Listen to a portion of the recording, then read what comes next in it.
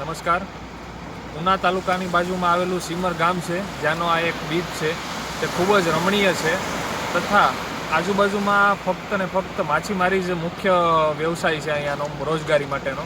તો જો આ બીચને ડેવલપ કરવામાં આવે તો આ વિસ્તારને એક સારી એવી રોજગારી મળે એવી શક્યતાઓ છે.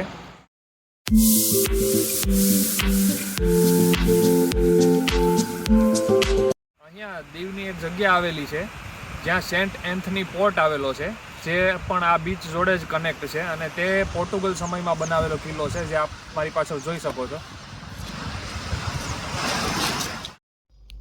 તથા અહીંયા દીવ કેન્દ્ર શાસિત વિસ્તારમાં એક સિમ્બોર બીચ રિસોર્ટ નામે એક મસ્ત એવો રિસોર્ટ પણ આવેલો છે.